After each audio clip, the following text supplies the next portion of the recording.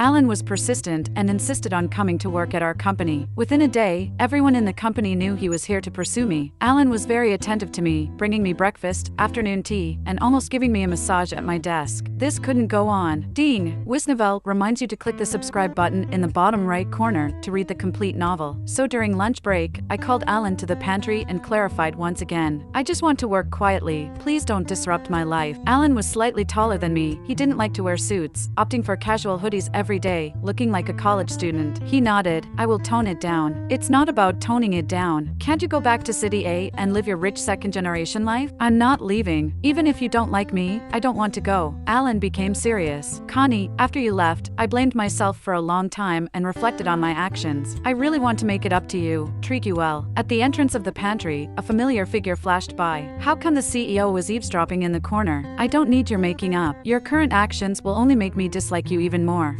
Alan was devastated. When he left the pantry, he seemed completely lost. He naturally didn't notice Vincent sneaking in after he left. As the door closed, Vincent pinned me against the wall and kissed me recklessly. The pantry had no lock, and colleagues could come in at any time. I pushed him away, behaved professionally during work. Connie, I'm very happy. Since that conversation in the pantry, Alan had toned down a lot. His arrogance disappeared, looking like a wronged young wife, often sitting in the corner looking at me sadly. Approaching the new year, there was a department dinner and team-building activities. Vincent was also there. Everyone said he graciously attended to prevent his younger brother Alan from drinking too much. During the dinner, the team leader suggested playing Truth or Dare. Alan chose Dare. Colleagues cheered and urged me to clink glasses with him. Vincent's face darkened. He suddenly stood up and called me. Connie Woodard, come here. The client needs to compare design details. Seriously, Mr. Basin, we have to discuss work even during a dinner? Vincent glanced around, and everyone tacitly fell silent. Next to the dining table, there was a small partitioned area separated by a red curtain. As soon as we entered, Vincent hugged me from behind. His hot breath sprayed on my neck, tickling. Let's make our relationship public, Connie. I can't take it anymore. Be patient, let me finish the project in my hands. I had my career plan. Once the project was completed, I would probably get a promotion. By then, everyone would know that I got promoted based on my abilities, not relationships. My mom worked hard to support my education, not to make me a decoration next to some CEO. Moreover, I'm not the kind of person who broadcasts my love life to the world. I really like my current job. Let's wait a bit longer until I achieve something. Vincent could do nothing but bite my ear in frustration. The delicate kisses left me breathless. There was a makeup mirror in the room. He lifted my chin, saying, "Why are you shy? Look in the mirror." I saw my crimson lips and misty eyes in the mirror. Outside, the noise continued. Alan's voice was getting closer. "Why haven't they come out yet? Let me check." The curtain suddenly opened. We acted as if nothing had happened. I lowered my head to look at the computer, pretending to work. Vincent stood with one hand in his pocket, leaning against the mirror cabinet. "Bro, the food will get cold. Take a few bites first." Okay. After everyone had some drinks, no one noticed the faint lip mark beside Vincent's Adam's apple. When the dinner ended, Alan offered to take me home, but I refused. For the third time, I made it clear to him that we could not get back together. And this time, I told him I had a boyfriend. Alan was instantly stunned, almost sobering up from the alcohol. Who? What kind of person is he? Can I meet him? It's none of your business. Alan was deeply heartbroken.